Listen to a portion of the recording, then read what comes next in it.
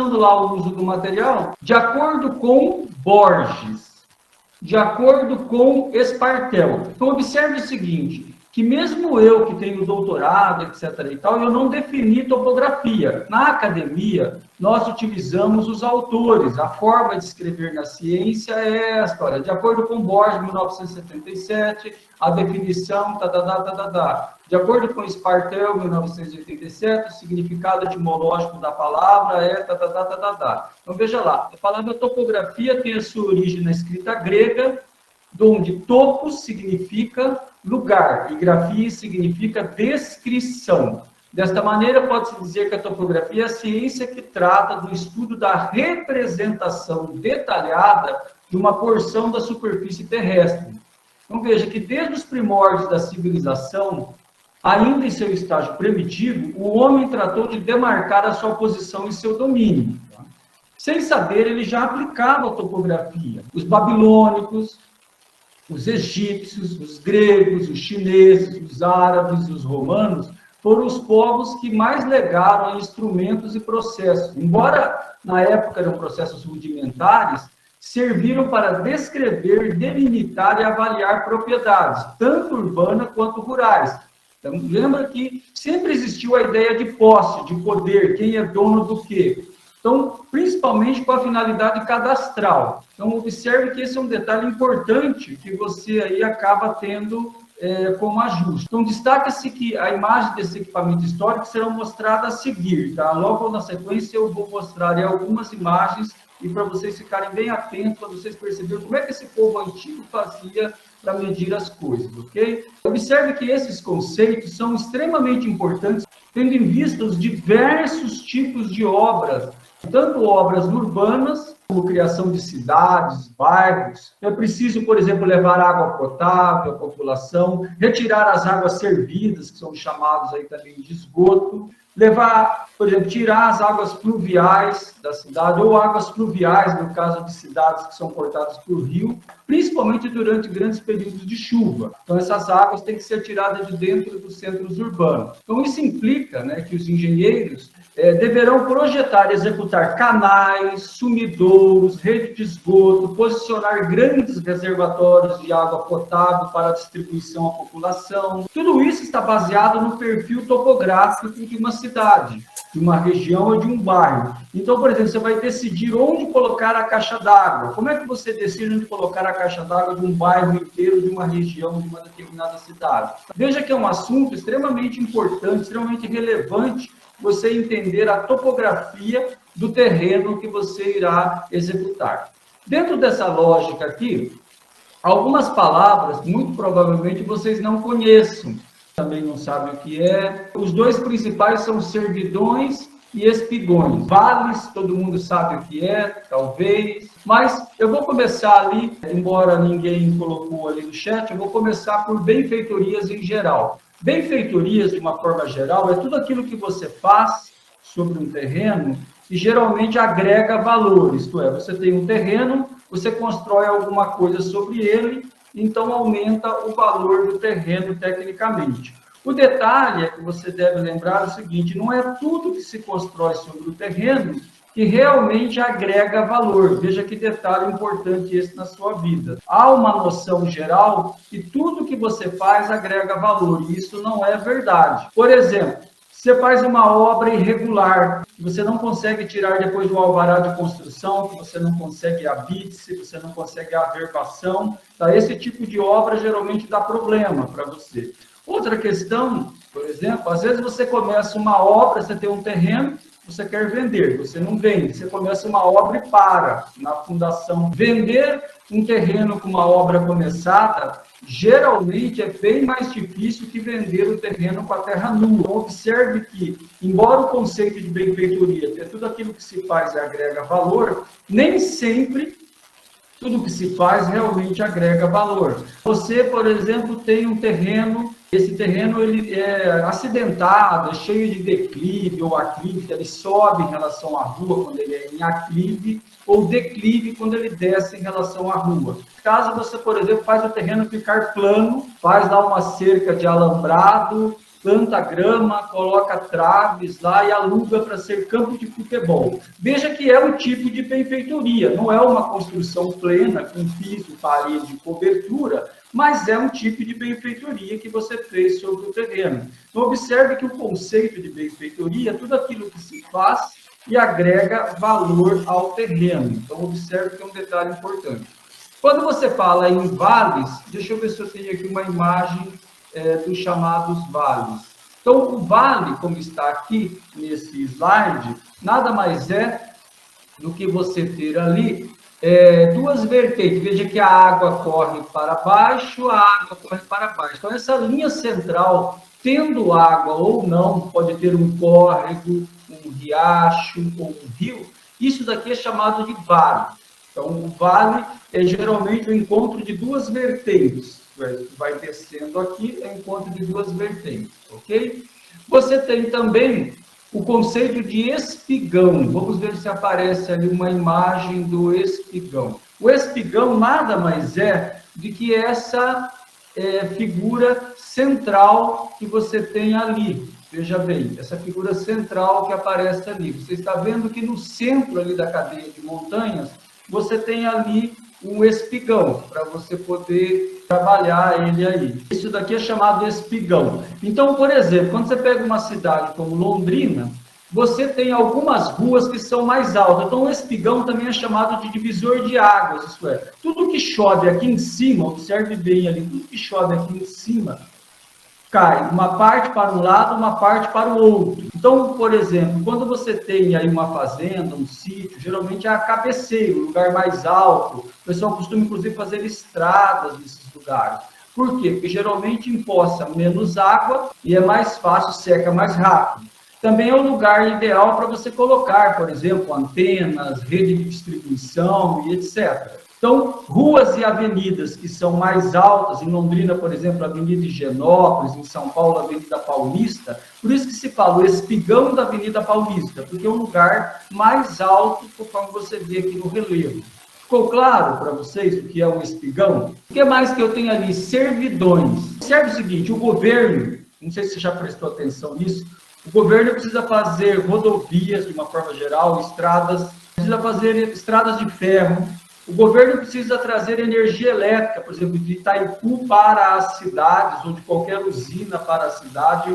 O governo tem grandes redes, como oleoduto, gasoduto, por exemplo, o gasoduto que vem lá da Bolívia até Santos, São Paulo. Quando ele passa essa rede, ele passa por dentro de várias propriedades. Eu não sei se você já prestou atenção, mas se você vai de Londrina para São Paulo, se você vai de Londrina para Curitiba, a estrada, a rodovia, passa dentro de várias propriedades, várias fazendas, sítios. Isso é chamado de servidão. Então, como é que faz? O governo avisa que vai desapropriar, paga um determinado valor e ele passa por dentro da propriedade. Existem algumas servidões que são enterradas, como as redes de esgoto, redes de coleta de água e etc. E algumas servidões que são na superfície, como, por exemplo, as rodovias. E existem servidões aéreas, como, por exemplo, as redes de transmissão, essas grandes antenas, superpostes. Ficou claro que é uma servidão para vocês? Está entendido? Anotaram? A questão que vocês devem observar é a questão histórica. Quem conta a história? Se você pegar aí e fazer uma análise, você vai perceber que a história geralmente é contada sempre pelo vencedor. Quem perde, hoje nem tanto, mas antigamente, quem perdia, perdia a família, perdia as mulheres, as crianças, virava escravo de outro povo. A história era contada sempre pelos vencedores. Então, no passado, venciam as guerras e conseguiam as maiores conquistas. Quem possuía os exércitos maiores e os exércitos mais brutais. Por isso, é bastante comum você encontrar nos museus as famosas cartas militares, que também aparece quando se inicia o estudo da cartografia. Se for estudar cartografia, também aparece aí as cartas militares.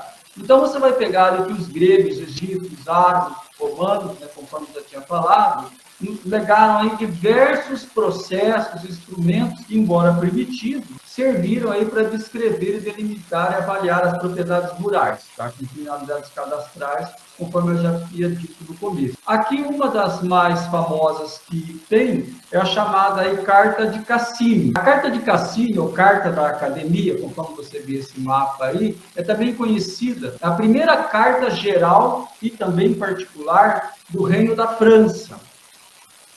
Seria mais apropriado falar Carta dos Cassini, uma vez que ela foi elaborada pela família Cassini, principalmente por César François Cassini, conhecido como Cassini III. Depois veio o César Cassini, que também o seu filho, e eles demoraram, foi o vô, o pai e o neto, eles demoraram aí uma quantidade considerável de anos para terminar essas cartas. Esses levantamentos foram efetuados entre 1756 e 1789. São 181 mapas, folhas, se você quiser, de desenhos aí que foram publicados por ele e a família Cassini. Vale lembrar que o mais velho de todos não chegou a ver o seu trabalho concluído, terminado aí no neto, no caso, do trabalho como um todo. Então, você observa que nessa época aqui, já uma época feudal, então você tem toda a divisão da França e as propriedades, chamados feudos. E, naturalmente, desde que o mundo é mundo, o governo queria saber quem tinha mais terra, menos terra, mais ovelha, mais cavalos, mais tudo. Por quê? Proporcional ao que se tinha, se cobrava de impostos. Mas isso não é novidade, porque desde o Império Romano, você tinha imposto. Lembra que na Bíblia tem a célebre frase, dai a César o que é de César. Por quê? Porque até a própria moeda tinha o rosto de quem mandava. Tá? Hoje também o dinheiro tem o rosto aí de alguns personagens famosos. O Brasil mudou um pouco, né? Tem aí alguns símbolos da nossa tradição brasileira em termos de animais, pássaros, etc. Mas, na maioria dos países, ainda você tem aí figura dos presidentes, pessoas importantes são relevantes aí para uma nação. Essa é a famosa Carta dos Cassini. Então, o Kepler ele é famoso pelos processos realizados na parte óptica dos instrumentos. O chamado Johannes Kepler foi um astrônomo, astrólogo, matemático alemão, considerado aí uma figura-chave na revolução científica do século XVII. Ele formulou também as 3 leis dos movimentos planetários. Observe bem que um sujeito desse, na Idade Média, em que a religiosidade ou as religiões obrigavam o sujeito a falar que a Terra era plana, ele não só, por exemplo, já tinha essa configuração de Terra redonda, mas que existiam outros planetas além da Terra. E ainda mais, ele também fixou aí, ou calculou, formulou leis de movimento planetário, essa ordem elíptica. Então, você veja que é um detalhe interessante. Na sequência, vem também para você, chamado Ignácio Porro. Cuidado com o nome do homem para não escrever errado na minha prova, hein? Ignácio Porro, veja bem. Esse sujeito aqui ficou famoso, esse italiano, na verdade, ficou famoso devido às medidas diretas de distância. Ele inventou vários instrumentos ópticos e ele é conhecido pela invenção do taquímetro autorredutor, na construção do prisma de Porro e no desenvolvimento do teodolito. Ele ajudou bastante. Não o teodolito que você conhece, que você vai conhecer nas aulas ainda neste ano letivo, mas sim um outro modelo antigo que dá origem aos equipamentos que nós temos hoje. Na sequência, você tem ali também o chamado Vernier. Até nome de concessionárias, as concessionárias da Citroën geralmente chamam Vernier. Então, Vernier ficou famoso, por quê? Porque ele inventou a questão da leitura, né? Equipamentos para leitura direta de ângulo, chamado Pierre Vernier era o nome dele. Foi um matemático francês, inventor de vários instrumentos para leitura de ângulo, de uma forma geral. Um pouquinho mais abaixo, ali tem o Potenot. Ele inventou algumas maneiras de fazer levantamento topográfico. Então, ele é famoso porque ele criou o chamado problema dos 3 pontos. Esse problema dos 3 pontos está no livro de capa laranja do Borges, na página 77. O problema de Snellius-Potenot, que era o nome dele, é um problema de levantamento planar, isto é, você dá 3 pontos A, B e C e um observador num ponto P desconhecido, calcula a posição desses 3 pontos. Então, lá no livro de exercício, na página 77, tem o problema de Potenó resolvido. Como é que Potenó inventou aí essa solução para o problema dos 3 pontos? Então, é muito importante para nós, engenheiros, porque imagine uma coisa assim, você vai fazer um túnel, tem uma montanha na sua frente, você vai fazer um túnel. Então, você vai sair do ponto A para chegar no ponto B, mas tem a montanha na frente. Então, você tem que ter um terceiro ponto de apoio.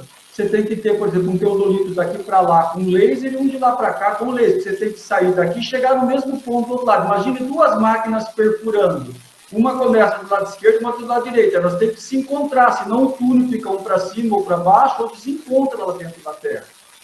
Olha que problema importante para os engenheiros. Fazer um túnel, você tem que navegar, entre aspas, no escuro. Então, o problema de Potenó ajuda você a resolver esses problemas de engenharia, com equipamento de precisão. Então, veja que é muito importante você dar uma olhada nesses cálculos, etc., aí do chamado problema de Potenó. Porque, além de saber resolver o problema de Potenó, eu vou ensinar depois vocês a usarem o equipamento. Só que se você não sabe nada de matemática básica, nada de física, nada, nem nada sobre o problema de Potenó, eu dou o equipamento para você e você não sabe nem o que fazer com ele. Então, o detalhe é esse. Então, o camarada tem um avião para pilotar, mas não consegue pilotar um Fusca, porque não leu o manual de instrução. Bom, mais embaixo você tem também o chamado Amsler. Veja como é que escreve o nome desse rapaz, Amsler. O chamado planímetro de Amsler. O Amsler era suíço, foi professor de oftalmologia, veja bem, não era engenheiro, foi professor de oftalmologia clínica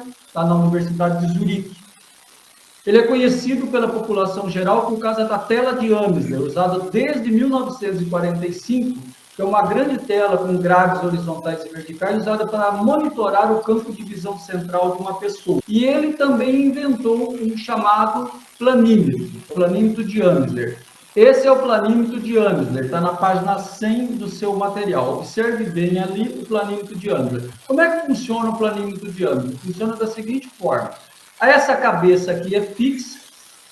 Isso daqui você contorna o desenho que está no seu mapa, etc. e tal. E aqui tem uma cabeça que tem um equipamento que mede. Conforme você vai passando ele, ele vai girando aqui e mostra um valor. Existe uma tabelinha que você entra com a escala, você pega o número que está aqui e faz uma continha referente à escala. E ele dá a área da figura. Olha bem que interessante. Você contorna o desenho, vê que escala que o desenho está, e aí você tem a área da figura. Olha bem que cara inteligente. Esses cálculos aí estão lá no livro, se eu não me engano, no volume 2 do Borges. Como é que funciona? Como é que o Amsler inventou esse equipamento? Lá tem toda a teoria de como é que ele inventou esse equipamento. Então, observe bem. Tem uma parte fixa e essa parte aqui que é como se fosse um espelho, um vidro que tem uma cruz. Você passa isso daqui no contorno certinho do desenho, ele mostra um número aqui, esse número você multiplica pela escala, você tem a área aproximada.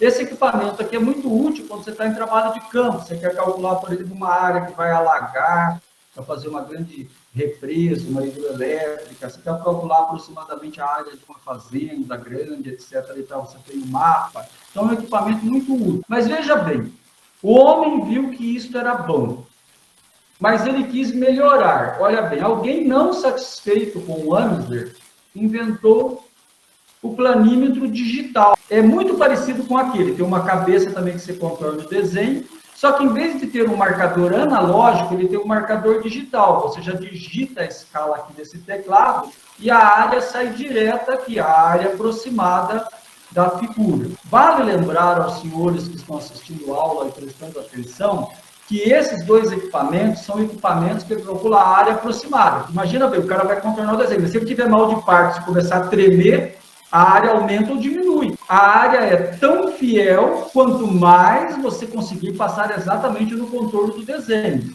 E é mais fiel se o desenho representar exatamente a porção real de terra, estiver na escala certa. Então, veja que é um equipamento aproximado, não é um equipamento tão preciso. Mas ele é extremamente útil para trabalhos práticos lá no campo, quando você está executando uma obra longe, fora, onde não tem tanta tecnologia, etc. Lembrando aí a história antiga, é importante você entenda uma coisa. Eu vou fazer um chamado en passant histórico. Por quê? Porque quando você pensa em topografia, você pensa em GPS geodésico, pensa em satélite, pensa em drone, você pensa só em coisa moderna, imagino, porque é uma disciplina moderna. Mas um detalhe mesmo que você precisa entender um pouco mais, que a topografia é ciência e ganhou o status que ela tem hoje nas engenharias, na agronomia, na arquitetura, na geografia, na zootecnia. Topografia é dada em vários cursos superiores, cada curso tem sua finalidade, porque ela tem uma tradição histórica. Logo depois que o homem começou a dividir, conquistar e etc., o homem teve a necessidade de medir, de localizar ou de se localizar.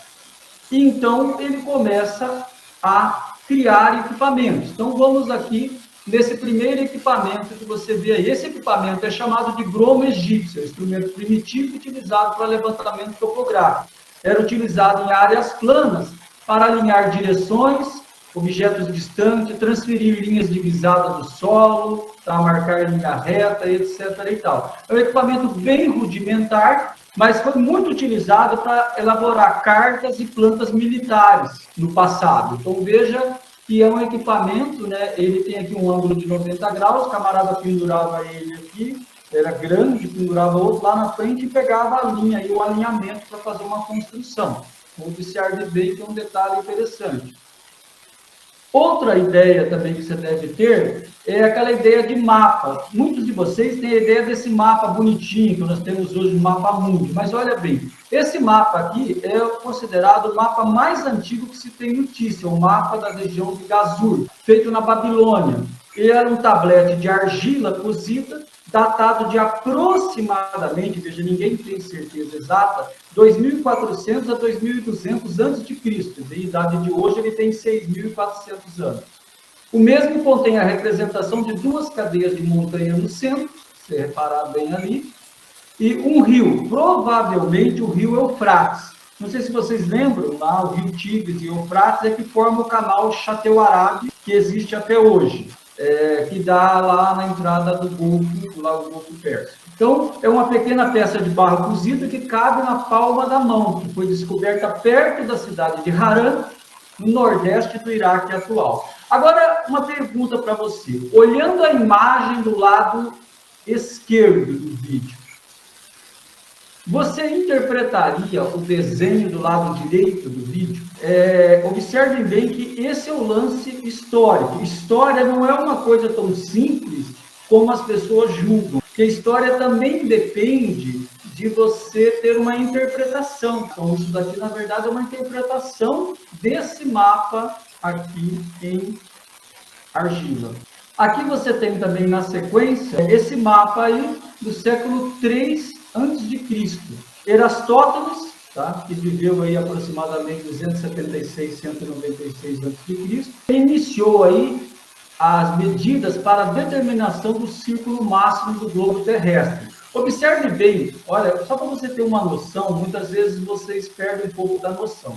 Erastótenes não tinha equipamento que nós temos hoje, não tinha satélite, não tinha teoria, não tinha nada dessas bobagens que nós temos hoje, tá? Mesmo assim, 3 séculos antes de Cristo, ele chegou à conclusão que a Terra era redonda, um valor aí mundial de 45 mil quilômetros. Então, ele foi o primeiro. Depois, no século I, o Marino de Tiro define os princípios da geografia matemática, estabelece pela primeira vez a posição astronômica de numerosos lugares e cidades, especialmente na zona do Mediterrâneo. Veja bem, o homem, baseado na posição das estrelas, começa a definir posições de coisas no planeta Terra. Observa bem esse detalhe, não tinha como se tem hoje o Google Maps.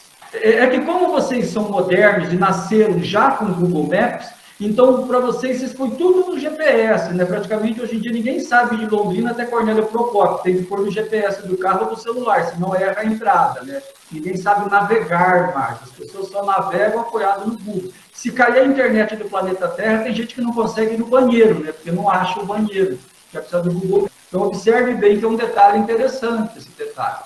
Depois, no século II, Cláudio, chamado Ptolomeu, realiza suas observações astronômicas na cidade de Alexandria. Ele escreveu uma obra denominada Megalex Sintaxo, que trata da Terra, do Sol, da Lua, e também do equipamento chamado astrolábio, cálculo dos movimentos de 5 planetas. Ele já tinha previsto aí os cálculos do movimento de 5 planetas e suas diversas teorias, e fez aí um catálogo de várias estrelas importantes, constelações. Olha bem, hoje, eu sou bem sincero a afirmar para vocês, eu não entendo nada de céu, de estrela, de coisa nenhuma. E o cara, há 25, 22 séculos atrás, já tinha feito um catálogo das principais posições das constelações.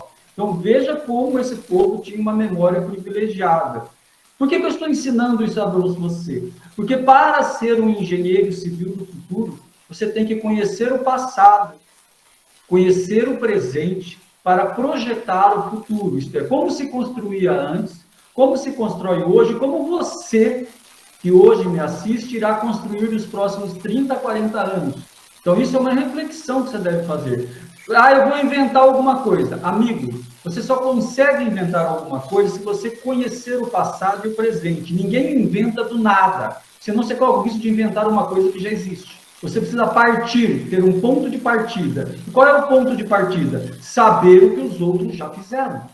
É um ótimo ponto de partida. Aí, com a sua inteligência, com a tecnologia que você tem hoje disponível, você melhora o que já existe. Graham Bell inventou o telefone, não o celular. Outros, pensando no telefone fixo, inventaram o celular. Outros inventaram melhor que o celular, que é isso que nós estamos fazendo hoje, uma videoconferência. Quando inventaram o celular, o ser humano ficou maravilhado. Ele poderia ter parado aí, mas alguém disse, é uma boa ideia, nós gostamos, mas é bom que inventemos algo melhor. E hoje estamos, graças a esse invento, todos nós online, vendo rostos e podendo trabalhar em conjunto. Veja que detalhe interessante. Isso nada mais é que nós estamos fazendo que um telefone com imagem, não é? Veja que graça, que leveza da criação humana. O homem tem uma mente privilegiada. O detalhe é usar para o lado bom. Você não pode usar para o lado negro da força. Por isso que quando você vai fazer seu juramento de formando,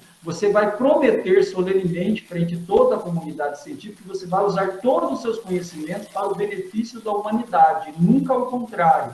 Esse é o juramento que o formando faz. É um juramento muito sério, você vai ter muito conhecimento técnico-científico e você pode desenvolver coisas ruins e coisas boas. A esperança que nós temos é sempre que se desenvolva coisa boa.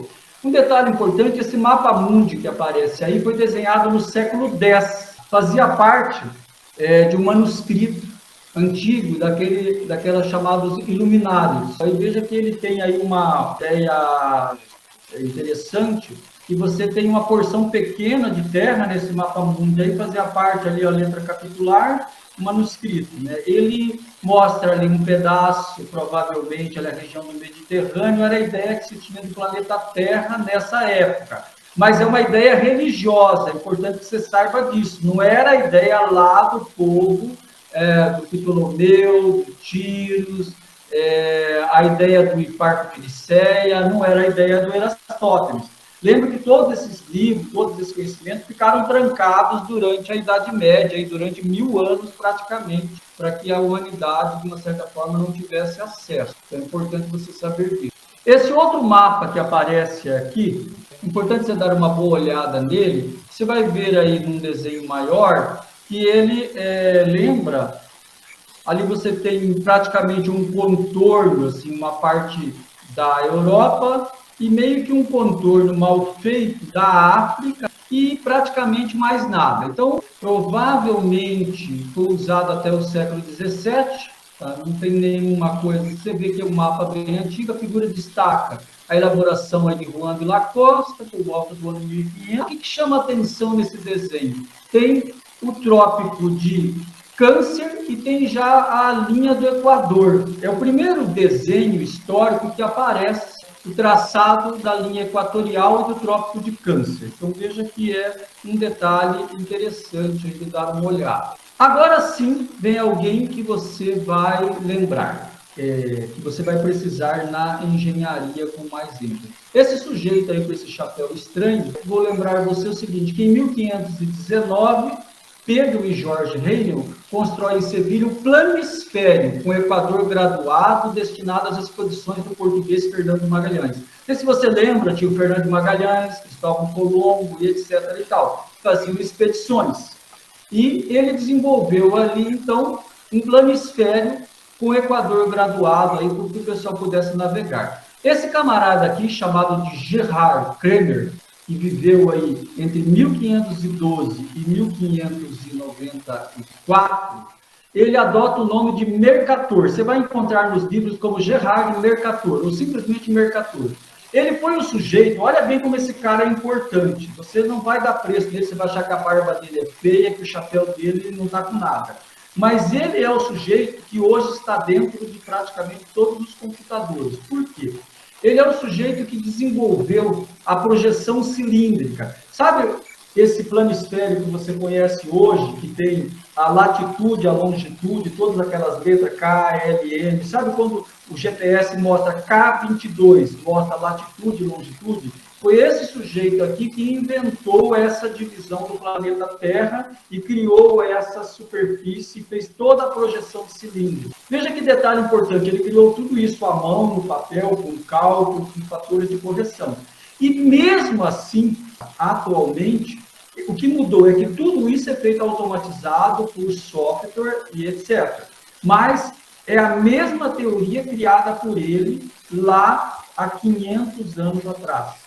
Olha que cara importante aí para a humanidade em termos de engenharia, para de localização. Talvez ele não tivesse a noção que o que ele criou seria tão importante para o futuro da humanidade. Com todo o sistema de navegação hoje de GPS geodésico, o Google e etc., que vocês gostam, está baseado nesse sistema de longitude, latitude e altitude. Não é a aula de hoje, mas tem uma aula que eu vou ensinar vocês a trabalharem tanto com GPS de navegação comum de mão, como GPS geodésico lá na frente. Então, vocês vão aprender como é que lê aquela questão do GPS, como é que ele funciona, como é que aplica aquele conhecimento na engenharia. Vale a pena lembrar que esse rapaz aí era geógrafo, era cartógrafo, matemático, e ele foi o autor do planisfério por volta do ano 1569, que é o chamado aí projeção de Mercator.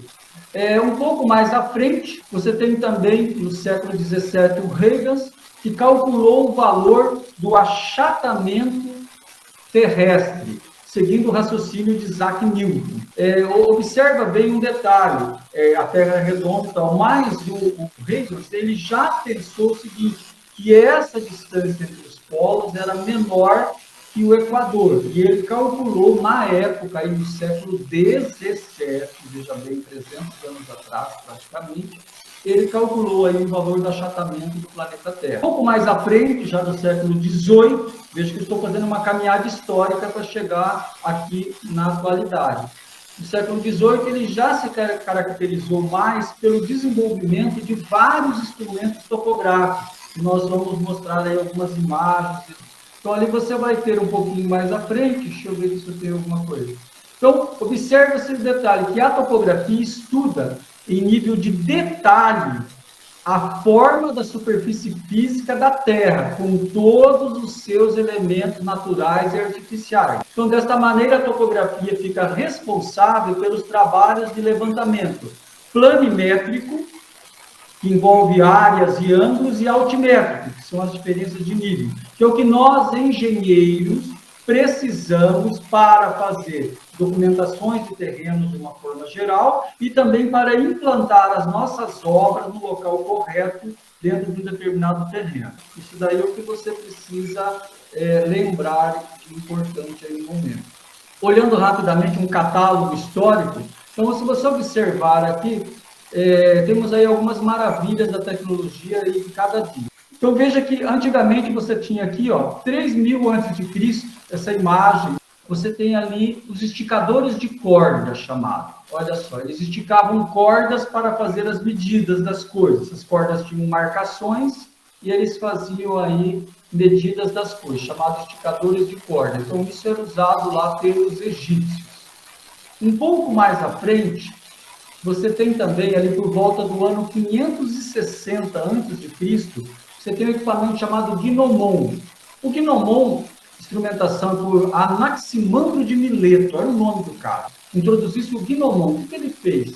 É um equipamento aí baseado no conhecimento das referências babilônicas e egípcias. Você media a altura de uma torre qualquer, você tinha uma torre de altura conhecida e tinha o tamanho da sombra. E depois você media a sombra do outro objeto que você queria, e você então conseguia, por exemplo, determinar a altura de um objeto muito alto por semelhança de triângulo. Isto é, esta altura está para essa sombra, assim como a sombra do objeto está para a altura real do objeto. Você fazia uma regra de 3 aí, por semelhança de triângulo, você encontrava o que é usado até hoje, inclusive, quando você precisa. Então, observem bem esse detalhe. Aqui aparece, na sequência, esse equipamento chamado dióptra, ou plano horizontal, que servia para medida de ângulo, de nivelamento. Tinha o seu princípio um tubo aí, em U, aqui na ponta, veja, tem um tubo aqui em U, ó. Colocava água para ele ficar na horizontal bem bonitinho, e servia para nivelar uma plataforma, podendo ainda medir ângulos horizontais e verticais. Observa aqui que tem uma graduação aqui. Tem uma graduação na base, olha bem, e tem uma graduação aqui em cima, ok? Então, observe que é um detalhe aí importante para você trabalhar.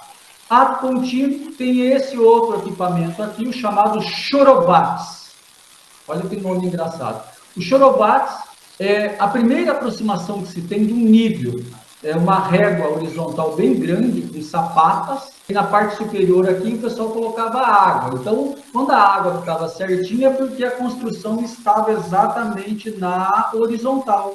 Então, veja, não tem nível, hoje nós temos nível a laser, nós temos um monte de coisa que você vai aprender a usar comigo. Antigamente não tinha, mas não é por isso que os palácios do César, os templos antigos, eram, por exemplo, tortos, ou eles tinham problema. Na verdade, o camarada tinha lá alguns equipamentos que ele utilizava, e entre eles estava o chorobates. Ele colocava sobre a laje, colocava a água, nivelava certinho, e ele fazia a construção certinho no nível.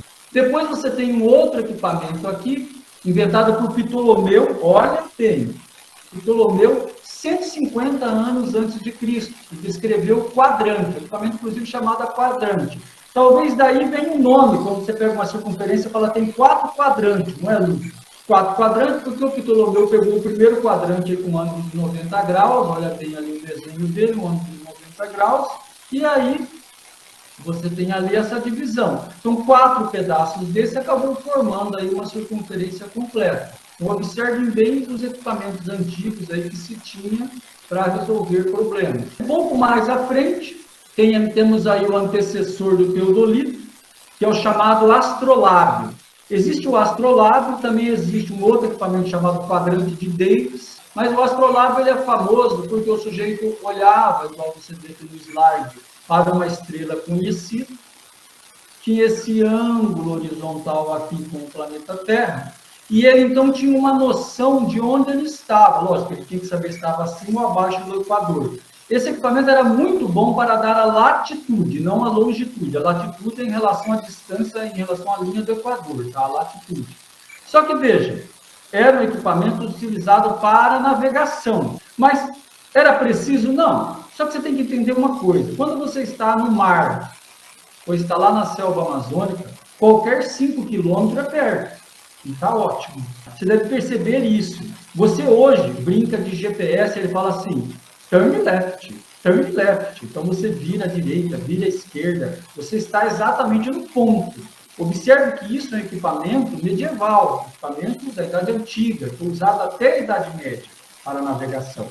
Então, o sujeito olhava para o céu, posição da estrela, ou das estrelas, ele então viu o ângulo horizontal, aí ele tinha um mapa sobre uma mesa inclinada, ali ao lado do timão, que era o volante do navio, e ele traçava o curso, onde ele estava lá, mar aberto. E ele geralmente chegava onde ele queria. Então, observe bem aí esse tipo de equipamento chamado astrolábio. Tem um outro parecido com ele, também conhecido como quadrante de Davis. Você, de novo, tem ali, apareceu novamente ali, a groma egípcia, porque ela era famosa, tá? Não vou mais repetir, a groma egípcia era famosa. Tem também isso daí chamado de corrente de agrimensor. O que era essa corrente de agrimensor? Tinha gomos fixos, tamanhos fixos aí para os gomos. Então, você media, por exemplo, uma propriedade com essa corrente de agrimensor. Então, cada gomo desse ela tinha 1 metro, tinha 50 centímetros. Então, se foi 20 gomos, deu X metros. Era mais fácil de medir assim. A vantagem dela é que dava para esticar bastante, não é como uma trena que você estica e às vezes ela arrebenta, etc. e tal. Tá? Então, esse é um detalhe importante aí, usado aí a partir de 1610. Corrente de agrimensor.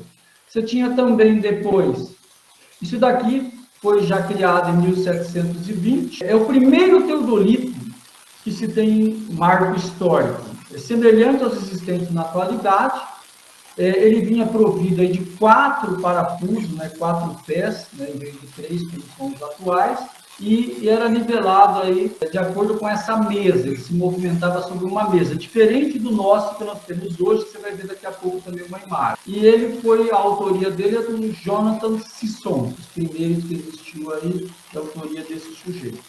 O que mais que nós temos aqui? Depois nós temos aqui um outro equipamento chamado esquadro de agrimensor, que foi inventado aí a partir do ano de 1740, que é um esquadro duplo. Como é que ele funciona? Ele funciona assim, ele tem de 40 em 45 graus uma marca, veja que ele tem uma fenda aqui, olha. Se você olhar bem, ele tem uma fenda aqui, aqui, aqui. Como é que isso funciona? Então, se você queria um alinhamento de 90 graus, você olhava por dentro dele e o cara alinhava uma baliza lá na frente. Depois você olhava na outra direção aqui, você tinha 90 graus. Você olhava nessa direção, você tinha 45 graus, e assim por diante. Você trabalhava aí fazendo esses alinhamentos. Então, esse era o chamado esquadro de agrimensor. Esse equipamento aqui, a partir de 1866, inventado por Sanguet, é o chamado clisímetro, ou medidor de pendentes, o que permitia obter distâncias reduzidas com o mínimo de cálculo. Então, você conseguia aí também medir. Aqui vale lembrar que esse equipamento mede coisas que estão inclinadas. Eu não sei se você lembra, quando você ia à escola, a tia falava assim, Juquinha vê uma árvore a uma distância de 50 metros, um ângulo de 30 graus. Qual é a altura da árvore? Aí você ficava se perguntando, nossa, Juquinha tem um teodolito no olho, né? Como é que ele vê um ângulo de 35 graus? Na verdade, o Juquinha era uma figura pitoresca, porque para você olhar alguma coisa e ver o ângulo, você tinha que usar um equipamento como esse que está aí aparecendo, tá? O clisímetro, por exemplo. Você olha para o topo da coisa, você tem a distância horizontal, você aí pelo cateto oposto, você calcula naturalmente a altura. É um problema de engenharia. O outro equipamento também que aparece bastante depois de um tempo, que foi usado também pela humanidade, colocado em equipamentos mais modernos, é esse equipamento aqui. No final do século XIX, veio os primeiros telêmetros. Telêmetro, olha o nome do negócio, telêmetro. Tele de longe, metros de medir, medir de longe, isto é. Ele tem o mesmo princípio do nível óptico que você vai utilizar nas minhas aulas. O mesmo princípio, você vai olhar naquela luneta, quando você olhar na luneta, vai ter alguns riscos horizontais e verticais, ele vai bater numa determinada régua, você vai fazer a leitura, fazer uma continha e vai calcular a distância entre você e o objeto. Inclusive, dá para calcular a diferença de nível também. Então, é o mesmo princípio do telêmetro, que é muito próximo do princípio também dos chamados radares. O radar também calcula a velocidade do automóvel por aproximação à velocidade. Então, ele tem um delta S por delta T, isto é, qual é o espaço deslocado pelo tempo, e aí ele manda aquela foto simpática do seu carro para você na sua casa do presente. Só que o radar, na verdade, é um telêmetro eletrônico e ele calcula instantâneo. Ele não calcula objeto parado, ele calcula a aproximação, o movimento delta S por delta T. Geralmente no piso tem marcas, quando o carro passa na marca 1 e na marca 2, ele calcula a diferença ali, delta E, o espaço percorrido dividido pelo tempo, da velocidade média, e aí manda a foto para a sua casa. Esse telêmetro aí foi bastante utilizado também, uma figura bem histórica. Um pouco mais à frente, você vai ter, então, veja bem, o primeiro distanciômetro eletroóptico, fabricado pela Rússia em 1936. Agora, você vai ter também esse equipamento aqui, com o aparecimento do sistema eletrônico de captação de ângulo. Veja bem, você tem ali uma estação total, ou total station. Esse equipamento aqui, ele opera, tecnicamente, você dá a coordenada para ele, a coordenada inicial, latitude, longitude e altitude, e a partir dessa coordenada ele calcula todos os outros pontos. Tá? Ele usa um prisma óptico, um prisma com refletor, e aí, então, ele faz o cálculo da distância relativa, da posição relativa. Você insere nele uma coordenada inicial, latitude, longitude e altitude, e ele, a partir dessa coordenada inicial, ele calcula todos os pontos em relação ao que é armazenado nele. A grande vantagem desse tipo de equipamento é que você consegue depois transportar as medidas dele para o computador, transformar em linguagem DWG ou DXF, que é a linguagem do AutoCAD. E se você tem, por exemplo, um AutoCAD Civil 3D instalado na sua máquina, você então consegue trabalhar. Inclusive, você consegue sombrear a imagem dele com o Google Earth Pro, por exemplo. Então, você tem uma posição mais exata aí. Inclusive, para fazer estradas, etc., tem um arquivo chamado KMZ, que é muito utilizado para esse tipo de levantamento. Mais à frente, um pouquinho, você tem o chamado GPS geodésico, né? O Global Position System, que hoje já não chama mais GPS, chama GNSS, que é o Global Navigation Satellite System. Ele tem geralmente uma base e um rover, você trabalha com uma dupla, a base fica fixa, na maioria dos levantamentos, e o rover vai andando pela área que você quer levantar ou pelas divisas.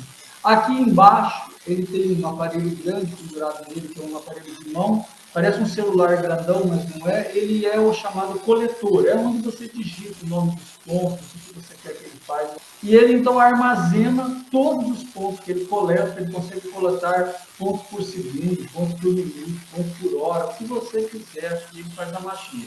Depois você transfere todos esses pontos para dentro do computador, por meio de um software adequado. Você, de novo, gera os desenhos, curvas de nível, divisas, sombreia com o Google e faz miséria. Então, só para você entender que a humanidade começa lá na Groma egípcia e olha onde ela veio parar. E agora você tem também, né, mais recentemente, você tem também os chamados drones. Só lembrando que drones, né, conforme você vê aí, não é bem aquela ideia que você tem dos drones que você usa para brincar, levantar voo, etc. e tal. Esse drone aqui, por exemplo, ele é um drone que tem sobre ele um GPS de precisão, ele tem todo um sistema de comando acoplado a um celular que conversa com ele, e ele também tem, isso é importantíssimo, para fazer levantamento topográfico de áreas com equipamento desse, você precisa de autorização da ANAC, Agência Nacional de Aviação Civil. Lembrando que esses drones são registrados, eles não podem levantar voo perto de aeroportos, área de aproximação de aeronaves, tem uma série de regras. Inclusive, ele tem algumas limitações. Quando você tenta, por exemplo, levantar voo em lugares proibidos, ele geralmente levanta e volta e dá uma mensagem que ali não é permitido. Então, isso aqui precisa todo um ajuste de levantamento, etc. e tal, para fazer levantamento topográfico. Isso. Eu vou dar uma aula também somente sobre esse tipo de equipamento um pouco mais à frente do nosso material. Ok? Então, é só para você ver como a coisa anda. A divisão da topografia. Nesse slide, você tem a divisão aceita para a topografia. Por exemplo, a topometria se divide em altimetria e planimetria. Tem a topologia, a taqueometria e a fotogrametria. Então, observe bem, vai ter lá o que é a topometria. Se divide em dois, altimetria e planimetria. A altimetria trata da diferença de nível. A planimetria trata das áreas, das distâncias e dos ângulos. A topologia trata das questões aí do formato do planeta Terra, as subdivisões, etc. e tal. A taqueometria trata dos processos de cálculo, você usa seno, cosseno, tangente, réguas estadimétricas, réguas taqueométricas, etc. E a fotogrametria trata naturalmente das imagens aéreas feitas por aerofotogrametria e também agora por drones. Devo lembrar que há autores que dividem diferente, então não dá para agradar a todos. Então, lembrando que a topografia é a base para qualquer projeto ou obra realizado por engenheiro. Então tem ali, ó, só para você ter uma ideia, figura 1, caldeira a vapor, então aplicação da topografia na construção. Figura 2, uma moega, aplicação da topografia. Então veja que o camarada está ali aplicando e tal. Uma moega é um lugar geralmente que é utilizado para descarregar caminhões, que levantam um caminhão com tudo e tira a carga dele. Olha, uma outra figura ali, eu vejo o sujeito medindo, um pátio de biomassa, o cara loucando ali. Veja bem, ó, edificações, estradas, barragens, saneamento, rede de água e esgoto, pontes, viadutos, túneis, portos, irrigação, arruamento de uma forma geral, loteamentos. Então, veja quanta aplicação você tem aí para a topografia. Geralmente não se começa uma obra sem fazer a topografia primeiro. Geralmente você faz a topografia do terreno para fazer os projetos, depois você utiliza a topografia durante a obra para ir conferindo se está tudo ficando no lugar e etc. Então, observem bem essas questões.